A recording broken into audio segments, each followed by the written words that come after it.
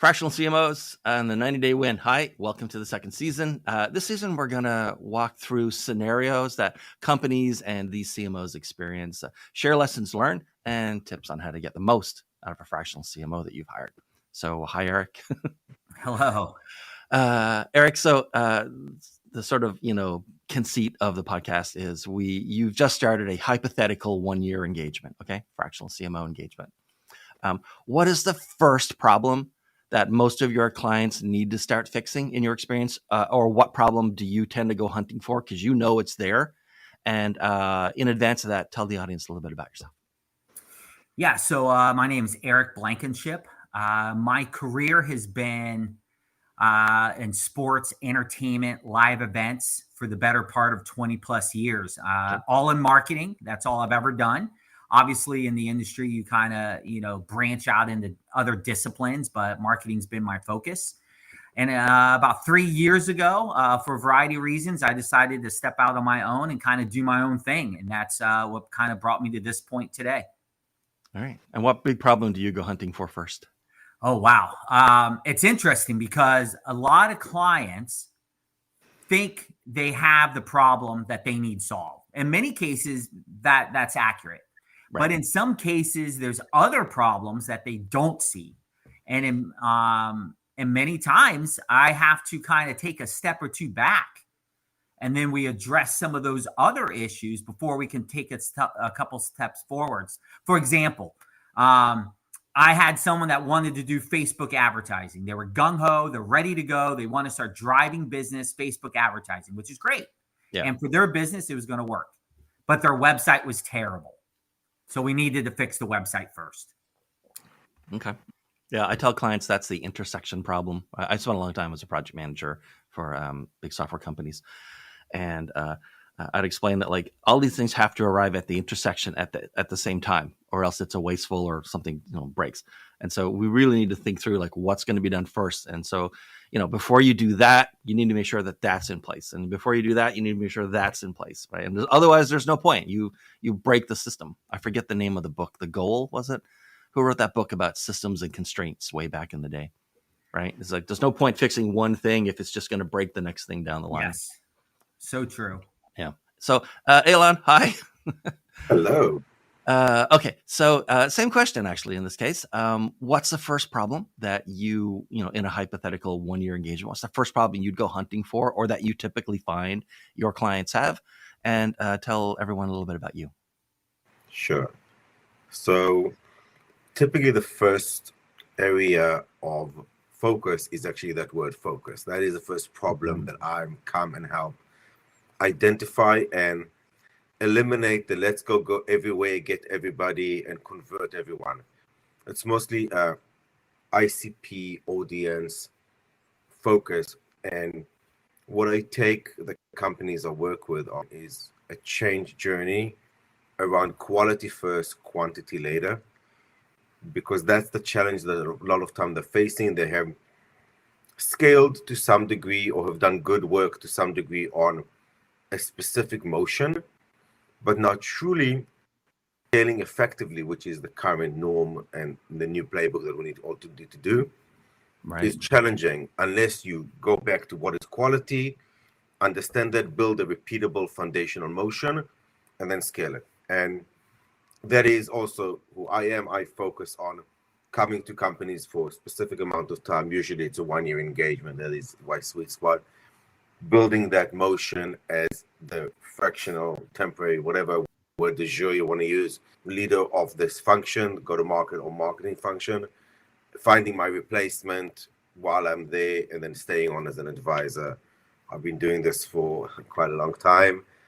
And I got to this because I saw that doing this for startups as a full-time CMO or VP marketing or leader, whatever term you want to call it, is not needed. You don't need me for 5 days a week. You need me for probably 2-3 days a week, sometimes more, sometimes less. And then you need a very strong execution muscle. So that was helped me create my practice. All right, sounds good. Oh, by the way, I should mention here, like sometimes people already know a word, and so like this happens a lot, and so they'll sort of impose one word on another. And so in my case, for instance, a lot of people will pronounce my last name as Wayne, even though there's no N in it, because they knew Wayne long before they knew it. So it occurred to me just now that I pronounced your name Alon because of the very famous video game character whose name is Alon, but I didn't ask you, and I really should have.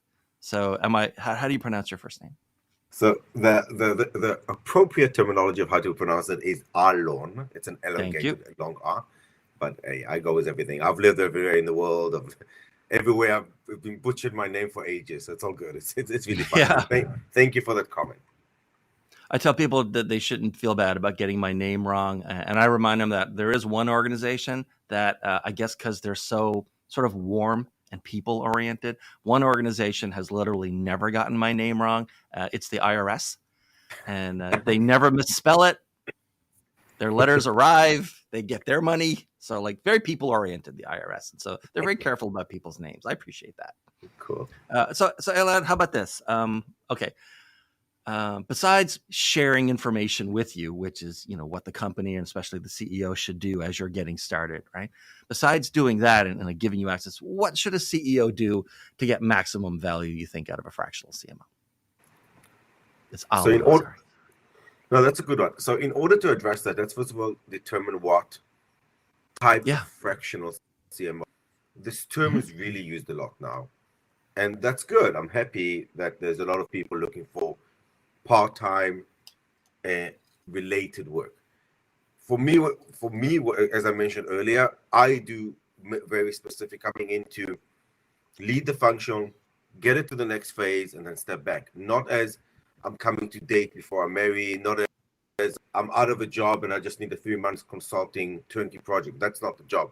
I'm coming in as that. So in order for the CEO, I think that's what your question, what should the leader of the company share max value? To get value from us? Share the truth. Tell me, or somebody you want to come and say, it's my first time, or I really know the sales motion well, but I really have no idea what marketing contribution is. Or my marketing team is coming and telling me that we're doing great, but I can't tie it back to the number. Or tell me that I really want to double everything, but I really want to understand from you, somebody who's been around here failing or successing at something of our stage. Can we double? My recommendation to a leader that's coming to somebody like myself, there's a reason you're coming to me. Either your board referred you, or that there's something that's not working, or you don't know what's not working, is open up the data, open up the transparency, and come use us as people are going to help you to get to the next stage, because we've been there. People that have experience in being marketing leaders of different stages and different spaces, and all of us also focus, like I do, on CX, MarTech, and sales tech, is we know from experience what the baseline should be, or like saying that, oh yeah, my marketing team is telling us we have contributed 95% of all pipeline, but then sales is saying they did 60% out. Like, we know what the problem is very quickly. It can help you accelerate to that.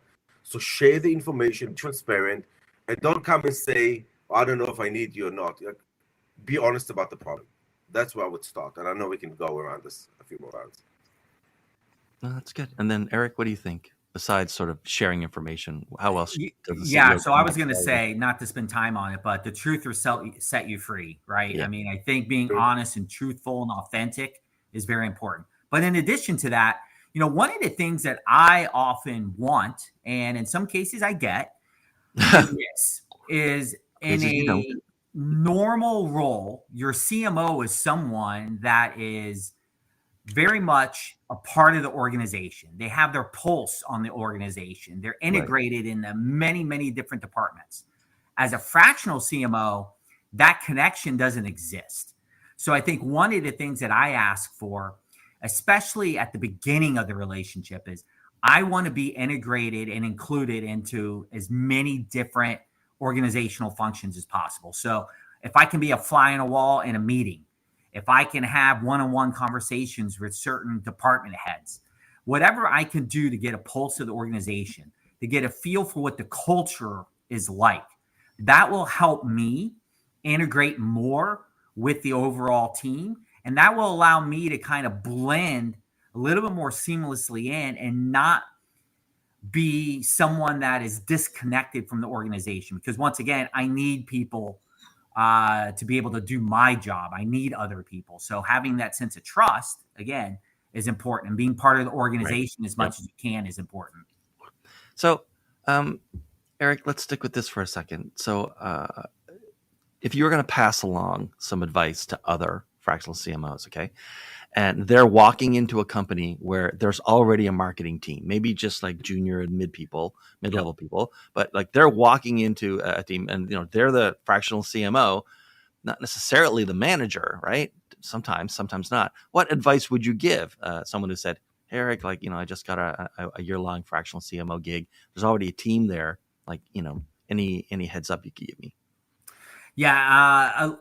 Repeating a little bit, I think, especially as a fractional CMO, you need your team to be successful. And if that's a team that's already in place, fantastic, but you're going to need them. So I think, again, gaining their trust is going to be paramount because, again, even if you were a normal CMO and you were putting in your 40, 50, 60 hours a week, you still need the team. So now you're a fractional CMO putting in 10, 20, 30, you need them more than ever. So I think whatever you can do to gain their trust, to know that you're there to grow them, to mentor them, to coach them, to make them even better and stronger, I think is going to be extremely important. In addition to that, and very much related to that, there's going to be other leaders in that organization. As a fractional CMO, you're already someone on the outside. You have to find a way, whether it's in person, if you're able to do that. I always value in-person connection way more than a phone call or a text or an email or a Zoom call. But whatever you can do to get the other department heads, the other leaders in the organization to be part of your process, because you need their buy-in, you need their support. And the reality is they're all going to be talking amongst each other. They're going to be talking with the CEO or whomever you report to. So it's going to be important that you have their support during this entire process as well. And Alon, how about you? Someone comes to you and says, hey, I just signed a contract. It's going to be X number of hours or days per week, but they've got a team in place. Like, how should I approach this? I would start with, first of all, questioning, is this a temporary fractional job? Why is it? If there's a team in place and you're coming in as a leader, why is the company not hiring a full-time VP marketing or CMO? Well, in my case, that happens all the time because I come in to replace. I come in for a very short period of time. I am the leader of the team, therefore the CMO title does exist. And relationship and everything Eric said is critical to build that, get the motion started, and I don't waste time. I run, and try to minimize the amount of over-managing the team, which is the 1 or 2 days that I cannot be with them, which is not what they need sometime over time. So it's very important to have the leaders be the managers of people, and you are the guidance, strategy, plan, and leader of the function internally only, and to the executive, don't be the external. You're not the face of the company. That's not what they hired you for. So first of all, is why did you as a part-time versus full-time? If the goal is to have a full-time leader of the function, then you're just there for a period of time to perhaps set it right and help them hire the person.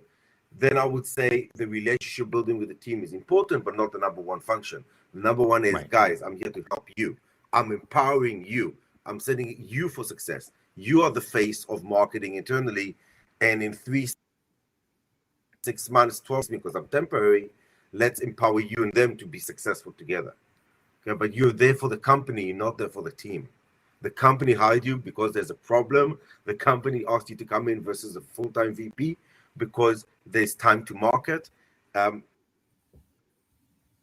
Boys in the world today around how luxurious and great being a fractional is. It's actually very difficult because you're coming in always in a turbulent time. Other than there was a not great exit of the prior CMO. They've never had a CMO. They don't know what they're looking for. They have a team that they don't know how to measure success. Like, you're coming in not as an executive that has the time to build a plan, learn the team, relationship, and all that. There could be instances that's a date before you marry style.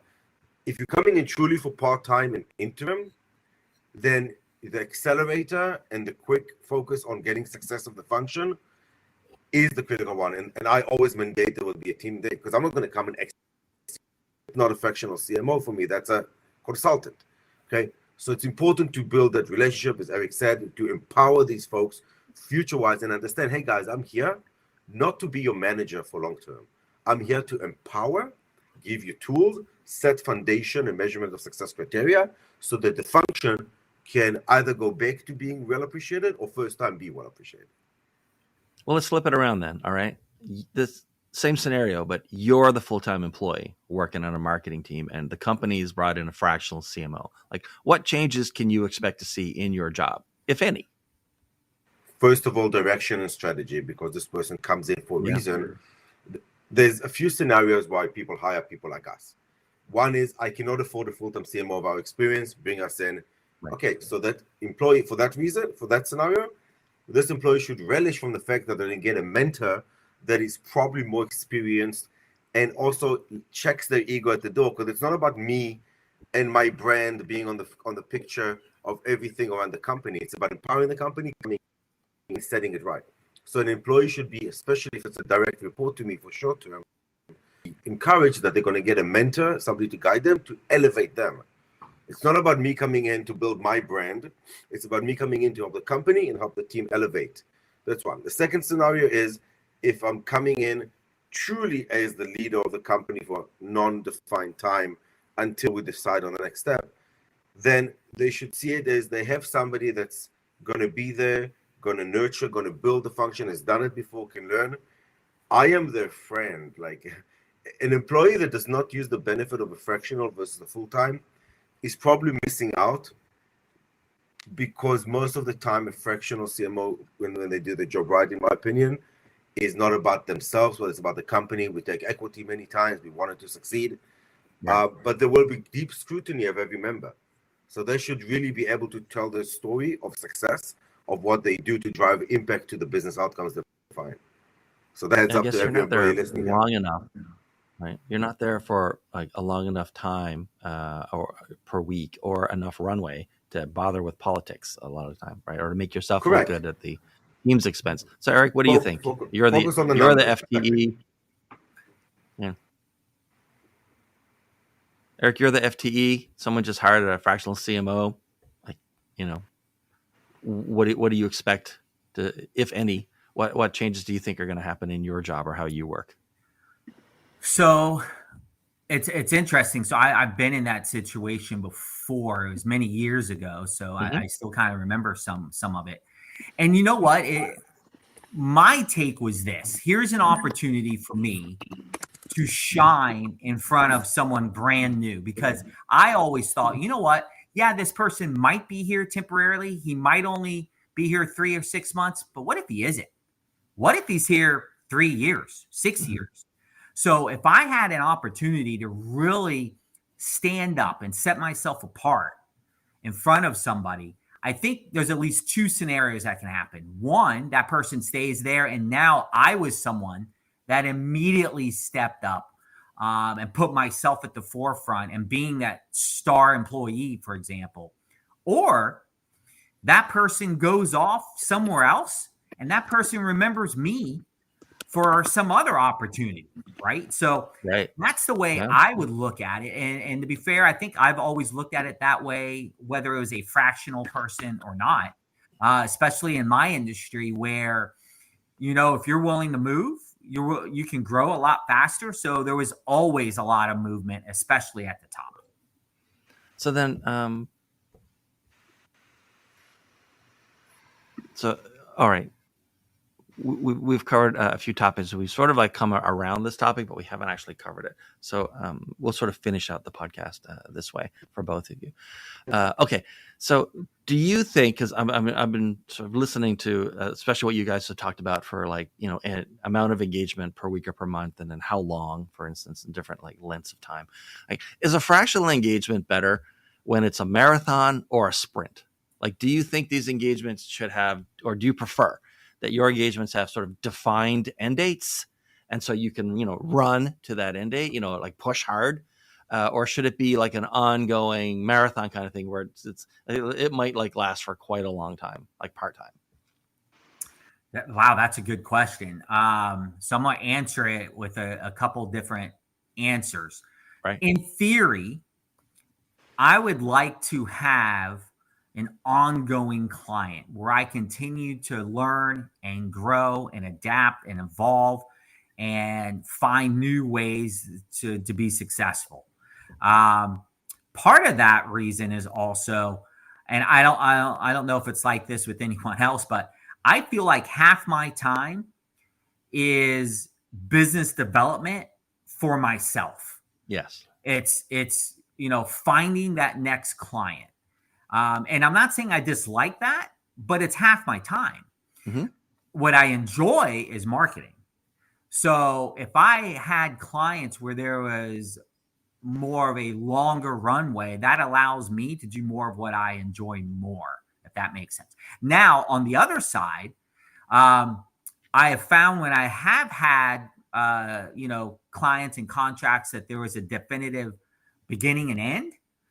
The good news is that now I kind of have a good idea of what I can and can't do within that time period. So I'm not going to put in any programs or initiatives or systems that are going to take a year to fully realize the benefit if I only have 3 months. Right. So it does provide more clarity. So it's not a great answer, but it's kind of, it kind of depends. Honestly, it just depends. Now, again, if it was up to me, if you put me on the spot and said, pick one, I'd rather have a client that I have a longer relationship with, one that I can continue to grow and nurture with. And Alon, what do you think? I need to divide Marathon this. I need to divide it into two different scenarios again. This first scenario is truly acting as the interim fractional part-time leader of the function, manager of the team, doing org design, building it, interviewing, and being in interlocks, meeting with all the that is a true CMO as a part-time function, but leading it. For that, I am a believer in the short term and not long term, because I focus on companies that are not too early. There's always a team in place and growing. Sometimes it's a team of 5, 10, 20 people a day. And for that, over time, you will need a leader that is full-time dedicated and 100% into the company, because it's just the managerial and the amount of time that you need to spend with peers at all levels, skip level and executive level. So I see it as a 1-year engagement, usually where at the year, there's already my replacement being transitioning in and taking over. And then the scenario 2 is becoming an advisor, which means I don't manage the team, but I stay on there to advise the executive team, to advise maybe the ABM function, the dimension function, the customer marketing function, the awareness function. It really depends on the team, and of course the leadership. And that's hours versus days a week. But I don't have managerial duty. I'm executive member of the team. I don't have to go to every meeting, and I'm there to help them with guidance, strategy, frameworks, and the things that I really know well. But I'm not the CMO de facto. That can be a way longer, and I have a few of those that for years already, a way longer engagement, or maybe a forever engagement sometimes if it's equity based as well. So I have to differentiate between those two. But I am firmly for what I do, as I've explained in the prior questions, is short-term is more beneficial, and it's a phased approach towards building the next phase of the company. All right. Well, that's everything for today. Alon, thanks very much, and Eric as well. Alon, how should people get in touch with you, and who should get in touch with you? I'm always happy to talk to anybody. So if you need help, or if you want to just understand about your career or mentorship, whatever, just hit me up on LinkedIn. That's probably the best way to get. Okay. And Eric, who should contact you, and how should they do it?